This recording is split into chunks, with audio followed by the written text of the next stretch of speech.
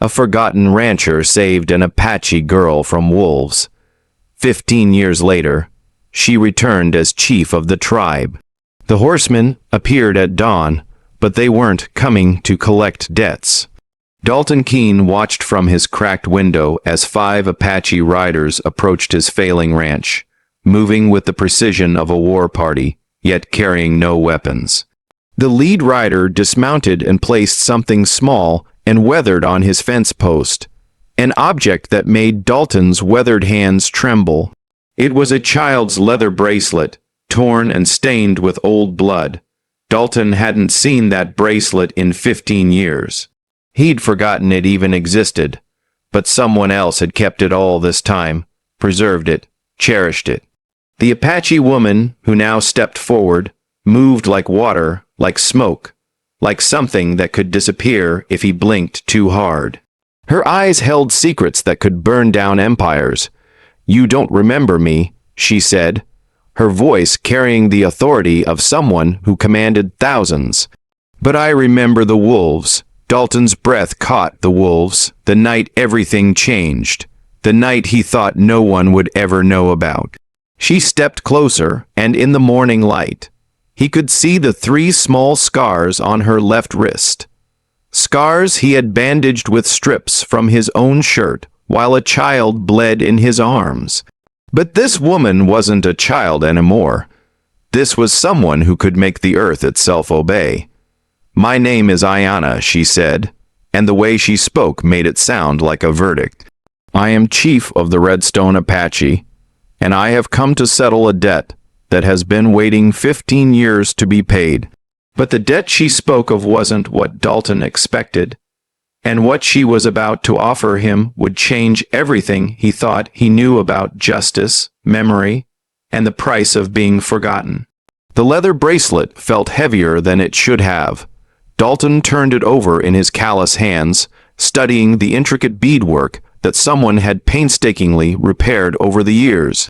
He could still smell the smoke from that night 15 years ago, still hear the desperate howling that had drawn him away from his warm cabin into the frozen wilderness.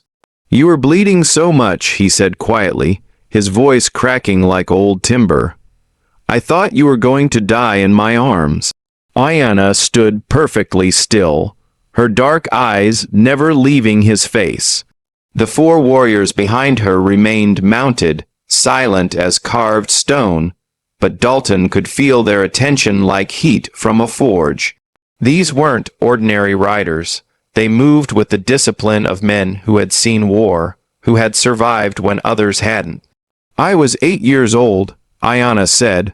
"My father had taken me to gather winter herbs near the river. We didn't know the wolves had been driven down from the mountains by the early freeze." Her voice carried no emotion, but her fingers unconsciously traced the scars on her wrist. 3 of them cornered me against the rocks. My father was too far away. He could hear my screams, but he couldn't reach me. Dalton remembered the sound of snapping jaws, the way the largest wolf had lunged for the child's throat. He had fired twice, maybe 3 times, the details blurred together like smoke, but he remembered the weight of the girl as he carried her back to his cabin. Remembered how her blood had soaked through his shirt. "You never came back for the bracelet," he said. "My father forbade it. He said, owing a debt to a white man would bring shame to our family." Ayanna's jaw tightened. But a chief doesn't answer to anyone, not even the memory of a father. Something cold settled in Dalton's stomach. Chief, the word carried weight out here. Carried power that could reshape the entire territory. An Apache chief commanding this many warriors could negotiate with governors, could sign treaties that affected thousands of lives. "Why now?" he asked. Why, after all these years? Ayanna glanced toward his sagging fence, his failing crops, the roof that leaked in 3 places. Her eyes took in every detail of his poverty, every sign of his isolation. When she looked back at him, something dangerous flickered in her expression. "Because I heard what they're planning to do to you, Dalton Keene, and I won't allow it." But before she could explain what she meant, the sound of approaching horses echoed across the valley. Dalton turned toward the main road and felt his blood turn to ice. 5 riders were coming fast, and he recognized the lead horse. It was Marshal Voss, and he wasn't coming alone. Marshal Voss rode like a man carrying bad news, his badge catching the morning sun as he approached. The 4 men behind him weren't lawmen. Dalton recognized them immediately. Clayton Banks from the land office, Silas Ward, who held the deed to half the county, and 2 hired men whose job was to make sure difficult conversations stayed polite. Keen, Voss called out, reining in his horse 20 FD away. His eyes swept over the Apache riders with obvious unease. Didn't expect to find you entertaining guests. Dalton stepped forward, positioning himself between the marshal and Ayanna. What do you want, Voss? Same thing I wanted last week and the week before that. Voss dismounted slowly, his hand resting casually on his holster. Mr. Ward here has been patient, but patients don't pay interest on loans. Silas Ward urged his horse forward, a thin man with predator's eyes. 3 months overdue, Keen. 3 months of excuses and empty promises. He pulled a folded document from his coat. This here's a writ of seizure. Everything you own becomes property of Ward Holdings as of today. The words hit Dalton like physical blows. 3 months. It felt like 3 years since the drought had killed his cattle. Since the bank had called in his loans, since his neighbors had started crossing the street to avoid him. A man could fall far in this territory, but he could fall faster than most. Give me another week, Dalton said, hating how desperate he sounded. I've got prospects, a buyer coming from. No more weeks, Ward interrupted. No more prospects. You're done, Keen. Pack what you can carry and get off my land. Ayanna moved then, just a single step forward, but the effect was electric. The Apache warriors behind her shifted almost imperceptibly, and suddenly the morning felt charged with tension. Marshal Voss's hand dropped to his gunrip. Gentlemen, Ayanna said, her voice cutting through the air like a blade. I believe there's been a misunderstanding. Ward's face went pale. This is a private matter between white men. Woman, Apache business don't concern. My business, Ayanna said quietly, is whatever I decide it is. She walked to her horse and withdrew a leather pouch heavy with the metallic sound of coins. When she turned back to Ward, her expression could have carved stone. How much does he owe? Ward licked his lips nervously. $8, 100 plus interest, but that don't change nothing. The contract's been breached. The land is forfeit. Ayanna opened the pouch and counted out gold pieces, each one gleaming in the sun. Real gold, not paper money or promises. The kind of wealth that could buy silence, loyalty, or a man's entire future. But when she finished counting, Dalton realized the gold wasn't meant for Ward at all. It was meant for something else entirely, something that would change everything.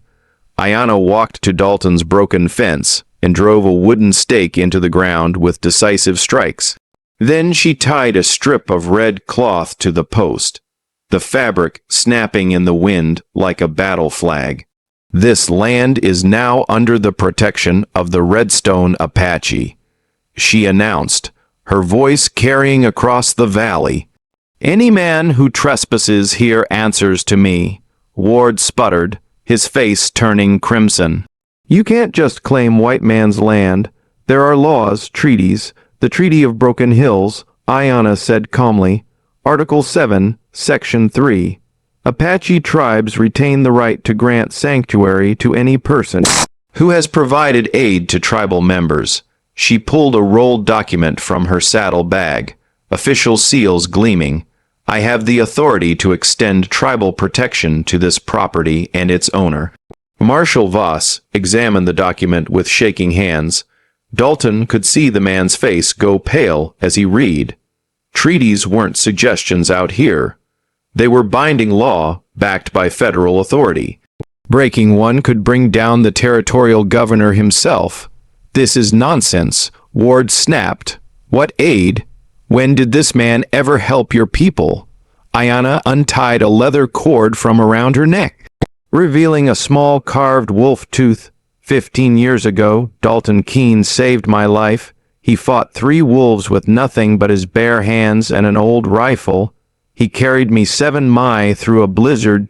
Tend my wounds, she held up her scarred wrist. These marks are my proof, a child's story. Ward scoffed. You expect us to believe. I expect you to believe federal law.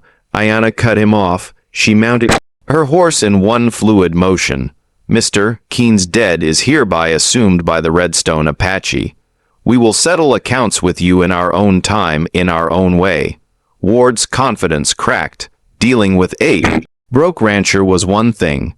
Dealing with an Apache tribe that controlled trade routes and had the ear of territorial officials was entirely different. You can't just ride in here and change everything, he said, but his voice lacked conviction. Ayanna studied him with the patience of a predator. Mr. Ward, my people have been trading with settlements across this territory for generations. We know which merchants honor their agreements and which ones prey on desperate men. Her smile was sharp as winter wind. Perhaps it's time other business owners knew as well. The threat was subtle, but devastating. Ward's empire depended on reputation, on the trust of other ranchers and merchants.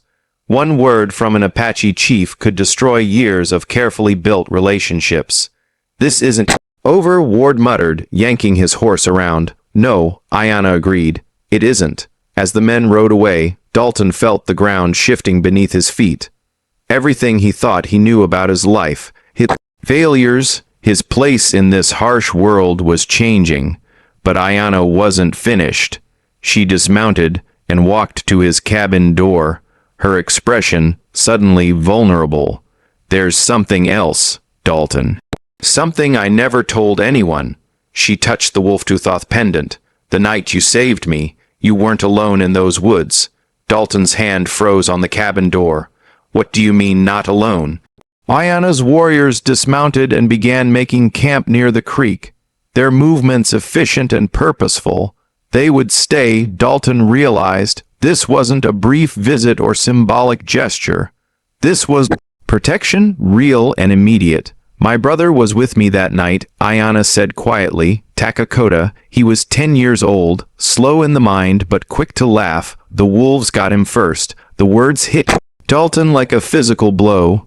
He sank onto his porch steps, memories flooding back. There had been 2 children. How had he forgotten? The boy had been already dead when Dalton arrived, his small body torn apart in the snow. Dalton had focused on the girl, on saving who could still be saved. I tried to pull him away from them, Ayanna continued, her voice steady but hollow. That's when they turned on me. By the time you arrived, Dakota was beyond help. I'm sorry, Dalton whispered. I should have been faster. Should have. You saved 1 child that night when you could have walked away. Ayanna sat beside him on the steps. Most men would have avoided the sound of screaming, would have decided it wasn't their problem. Dalton studied her face, seeing past the authority and power to the 8-year-old girl who had watched her brother die. How did you become chief? Your father said owing me a debt would bring shame. My father died of fever 3 winters after that night. The shame he spoke of died with him. Ayanna's voice hardened. I spent years learning the laws of both our peoples. Treaties, trading rights, territorial boundaries. Knowledge became my weapon. She stood and walked to where her warriors had built a small fire. When the old chief died without sons, the council debated for months. They said a woman couldn't lead, couldn't negotiate with white officials. Her laugh was bitter. So I wrote a loan to the territorial capital and negotiated a trade agreement that brought more wealth to our people than any chief in memory. Dalton watched her move among the warriors, saw how they looked at her with respect earned through action, not inheritance. And now you're here. Now I'm here, she agreed. Because 15 years ago, a forgotten rancher taught me that honor isn't about blood or tradition. It's about choices made when no one is watching. One of the warriors approached and spoke quietly in Apache. Ayanna's expression darkened as she listened.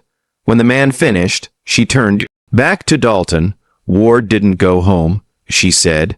He rode toward town, toward the telegraph office. He's calling in favors, probably contacting the territorial marshal. Dalton felt cold dread settle in his stomach. Territorial marshals had authority over local law, over treaties, over everything. If Ward could convince them that Ayanna was overstepping her bounds. "How long do we have?" he asked. Ayanna looked toward the horizon where dust clouds marked Ward's passage. Maybe 2 days, maybe less. She met his eyes, and for the first time since her arrival, he saw uncertainty there. But there's one more thing Ward doesn't know.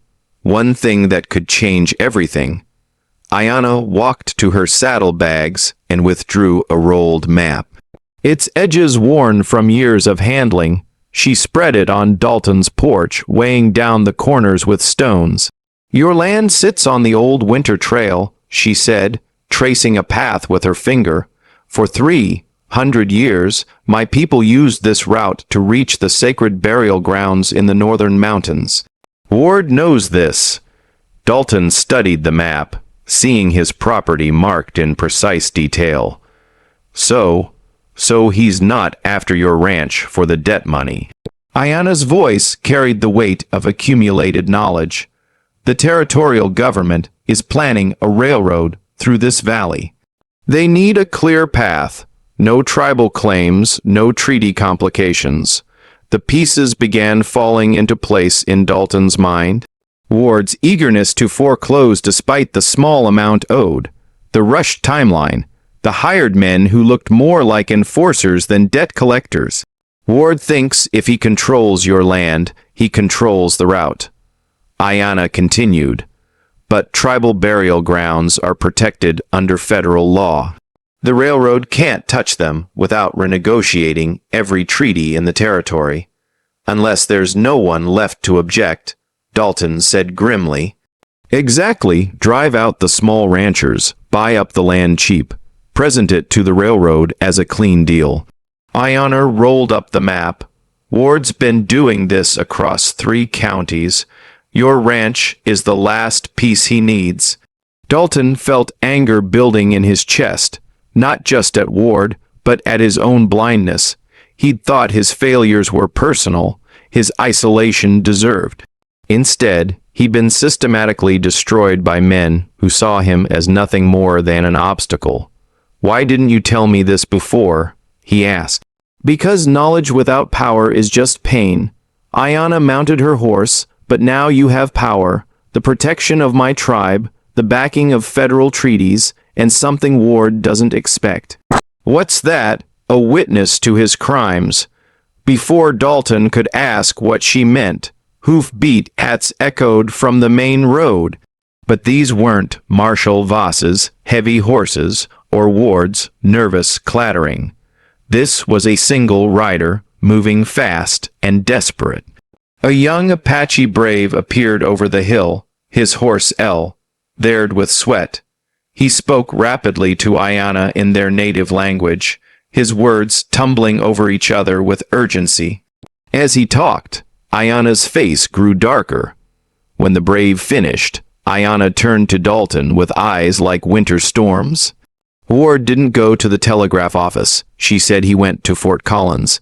He's convinced Colonel Brennan that we're in violation of territorial boundaries that were threatening white settlers."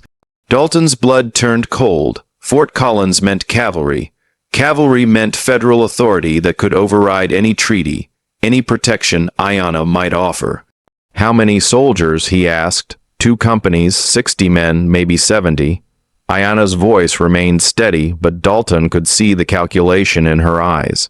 "They'll be here by tomorrow afternoon." One of her warriors stepped forward and spoke quietly. Ayanna listened, then shook her head firmly. "What did he say?" Dalton asked. "He suggested we withdraw before the cavalry arrives. Leave you to face Ward alone." Ayanna's jaw tightened. "I told him that's not how debts are paid." She looked toward the horizon where dust clouds marked the approaching threat. "But we need more than 4 warriors and good intentions to face down cavalry units. What do we need?" Ayanna smiled, and for the first time since her arrival, it wasn't the careful expression of a chief managing diplomacy. It was the fierce grin of a survivor who had learned to turn disadvantage into weapon. We need to make sure Colonel Brennan learns the truth about Ward's business before those soldiers reach your land. But as she spoke, another rider appeared on the horizon. This one wore the blue uniform of a cavalry scout, and he was riding hard toward Fort Collins with a message that would change everything. Ayanna dispatched her fastest rider toward Fort Collins, carrying a leather pouch sealed with tribal markings. Letters from 3 territorial judges who have been investigating Ward's land purchases. She explained to Dalton. Evidence of forged documents, intimidated witnesses, false claims to tribal territory. You've been planning this for weeks, Dalton realized. Months. Ayanna checked her rifle. Movements precise and practiced. Your ranch wasn't the first Ward tried to steal, but it will be the last. As the sun climbed higher, more riders appeared on the horizon, but these weren't cavalry or wardsmen. They were ranchers, settlers, townspeople, all heading toward Dalton's property with grim determination. Who are they? Dalton asked. One of Ayanna's warriors lowered his spyglass. Looks like half the county. Men Ward's cheated, families he's driven out, merchants he's destroyed. Thomas McCarty wrote in first. His face weathered by years of failed crops and broken promises. Keen, he called out, dismounting heavily. Heard Ward's finally coming for your land. News travels fast, Dalton replied. Fast enough, Marty spat in the dust. That snake took my water rights 2 years ago. Claimed I owed money I never borrowed. Produced papers I never signed. He looked at Ayanna with cautious respect. Lady here sent word that we might finally get some justice. More men arrived throughout the morning. Samuel Brooks, who'd lost his grain mill towards manufactured debts. Ezra Tate, whose cattle ranch had been seized for imaginary violations. Each carried weapons. Each bore the hard expression of men who'd been pushed too far. This isn't your fight, Dalton told them. The hell it isn't, Brooks shot back. Ward's been picking us off one by one, using the law like a club. But if we stand together, Ayanna surveyed the growing crowd of nearly 30 men. Colonel Brennan will have to think twice about attacking this many citizens, especially with federal judges reviewing Ward's business practices. But even as she spoke, dust clouds appeared from multiple directions. The cavalry was coming from the north. Ward and his hired men from the east, and something else from the south. A wagon train that moved with military precision. Dalton squinted against the glare. What's that southern group? Ayanna's expression grew tense as she studied the approaching wagons. Territorial Marshal Davidson and his deputies. Ward called in every favor he had. The situation was spiraling beyond anyone's control.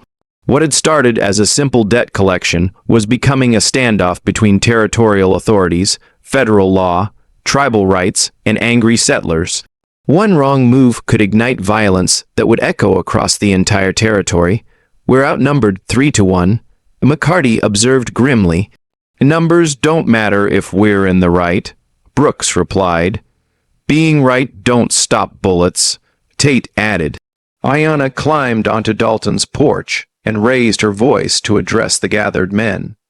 15 years ago, Dalton Keene risked his life to save a child. He asked for nothing in return, expected no reward. Today, we stand on his land not just to protect one man, but to prove that honor still means something in this territory. The men listened with the intensity of soldiers receiving battle orders. Ward thinks he can steal what belongs to others because he has papers and hired guns. But papers can be proven false, and hired guns work for whoever pays most. She pointed toward the approaching forces. What he doesn't have is what we have, the truth and people willing to die for it. But as the various groups converged on Dalton's ranch, a new rider appeared from the west. This one carried a white flag and wore the insignia of a federal Indian agent. The final player in Ward's game had arrived, and everything was about to change one last time. The federal Indian agent rode with the authority of Washington behind him. Agent Marcus Whitmore dismounted with deliberate ceremony, his crisp uniform a stark contrast to the dust and tension surrounding Dalton's ranch. "Chief Ayanna," he said, inclining his head respectfully. "Agent Whitmore, Bureau of Indian Affairs. I've come regarding your formal complaint against Silas Ward." Ward's face went ashen as he urged his horse forward from where his group had positioned themselves near the main road. "Agent Whitmore, there's been a misunderstanding. This woman has no authority to file federal complaints regarding violations of treaty law." Whitmore interrupted. "I'm afraid she has every authority, Mr. Ward. In fact, her documentation was quite thorough." Colonel Brennan rode up with military precision, his cavalry arranged in battle formation behind him. "Agent Whitmore, I received reports of Apache aggression against territorial citizens. Are we dealing with a hostile situation?" "The only hostility I see," Whitmore replied calmly, "comes from Mr. Ward's documented pattern of illegal land seizures." He withdrew a thick folder from his saddlebag. Forged deeds, falsified debt documents, intimidation of witnesses, all in violation of federal law and Apache treaty rights. Ward's hired men shifted nervously. This wasn't what they'd signed up for. Fighting desperate ranchers was one thing. Facing federal charges was entirely different. "Those are lies," Ward sputtered. "Savage propaganda designed to careful Mr. Ward." Ayanna's voice cut like steel. "Insults to a tribal chief in the presence of federal agents can be construed as a violation of diplomatic protocols." Colonel Brennan studied the situation with the practiced eye of a career soldier. He could see the gathered ranchers, the Apache warriors, the federal agent with official documentation. This wasn't a simple case of frontier violence anymore. "Agent Whitmore," the colonel said, "what exactly are you proposing?" "An immediate investigation into Mr. Ward's business practices, starting with the illegal seizure of tribal burial grounds for railroad development." Whitmore's words carried the weight of federal authority. Any military action against Chief Ayanna or the citizens she's protecting would constitute interference with a federal investigation. Thomas McCarty stepped forward, his voice steady despite the rifle in his hands. "Colonel, we're not here for war. We're here because the law failed us, and this woman offered justice." "Justice?" Ward's laugh was bitter. "You call this savage intimidation justice?" Dalton had remained silent through the confrontation, but Ward's words ignited something inside him. 15 years of isolation, of believing himself worthless, of accepting blame for circumstances beyond his control. "Savage," Dalton stepped forward, his voice carrying across the gathered crowd. "Silas, you want to talk about Savage. Let me tell you about Savage." He pulled off his work shirt, revealing a torso crisscrossed with old scars. 15 years ago, I found 2 children being torn apart by wolves. One was already dead. The other was dying. I could have walked away, told myself it wasn't my problem. The crowd had gone silent, even Ward's hired men leaning forward to listen. Instead, I fought 3 wolves with my bare hands to save that little girl. Carried her 7 mi through a blizzard to tend her wounds. Never asked for thanks, never expected reward. Dalton looked directly at Ward. That little girl grew up to become the most powerful leader in this territory. And when she heard you were trying to steal my land through lies and corruption, she came to pay her debt. Ayanna moved to stand beside Dalton. her presence transforming him from isolated rancher to man worthy of a chief's protection. The savage in this story, Silas, isn't the woman who honored a 15-year-old debt. It's the man who built his fortune destroying honest people. But Ward wasn't finished. His hand moved toward his holster, desperation making him dangerous. I won't be lectured by a failed rancher and his savage. The gunshot echoed across the valley, and everything changed in the space between heartbeats. Marshal Voss lowered his smoking pistol, Ward's gun spinning in the dust where it had been shot from his hand. That's enough, Ward.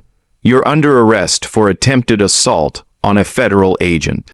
Ward clutched his bleeding wrist, his face twisted with rage and pain. You can't do this. I have contracts, legal documents. You have forged papers and a lot of explaining to do, Agent Whitmore said, motioning to his deputies. Mr. Ward, you're being charged with federal crimes related to treaty violations, document fraud, and conspiracy to defraud the territorial government. As Ward was led away in shackles, his hired men scattered like tumbleweeds in the wind. Without Ward's money behind them, they had no stomach for fighting federal agents and cavalry officers. Colonel Brennan addressed Ayanna with the respect due to a legitimate governmental authority. Chief Ayanna, I apologize for the confusion. We'll be withdrawing our forces immediately. Thank you, Colonel. Your swift response to protect territorial citizens is commendable. Ayanna's diplomatic tone carried no trace of anger, only the measured words of someone accustomed to turning potential enemies into allies. As the various officials departed, the gathered ranchers began to disperse as well, but they approached Dalton first, each man shaking his hand, offering words of respect and promises of assistance in rebuilding his ranch. Always knew you were good people, Keene. Thomas McCarty said, just took the right circumstances to prove it. When the last of them had gone, Dalton found himself alone with Ayanna and her warriors beside the creek that bordered his property. The silence felt different now. Not the oppressive isolation of a forgotten man, but the peaceful quiet of someone who belonged somewhere. Your debt is paid, Dalton said quietly, more than paid. You saved my land, my life, maybe my sanity. Ayanna shook her head. The debt was never about saving your life, Dalton. It was about recognizing what kind of man you are. She gestured toward his ranch, his repaired fence, the red cloth still flying from the post. A man who fights for others when it would be easier to walk away. She mounted her horse, but instead of preparing to leave, she pulled out a folded document. The territorial government owes my tribe significant compensation for Ward's illegal use of our burial grounds.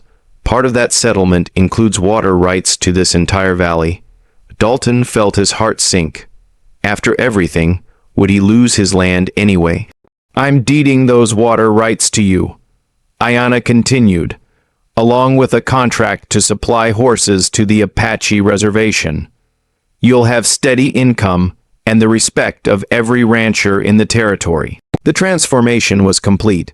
The forgotten man who had saved a child from wolves now stood as a partner to the most powerful tribal leader in the region. His isolation had ended not through his own efforts, but through the long memory of someone he had helped without thought of reward. Why, he asked, you could have any rancher in the territory as a partner. Ayanna smiled, and for a moment he saw not the chief of the Redstone Apache but the 8-year-old girl whose life he had saved in a blizzard 15 years ago. Because honor recognizes honor, Dalton Keene, and because some debts are too important to ever truly repay, they can only be honored. As she rode away with her warriors, Dalton stood in front of his cabin. No longer a broken-down shack, but the home of a man who mattered. Red cloth snapped in the wind, marking his land as protected, his future as secure, his place in the world as earned through the simplest and most difficult thing a man could do: help another human being when no one was watching. The forgotten rancher had been forgotten no more. If you enjoyed this story, click the video on your screen now to watch another unforgettable tale where courage and destiny meet in the untamed frontier. Don't forget to subscribe and consider a super chat to help us keep bringing you more stories like these. Your support means everything to us.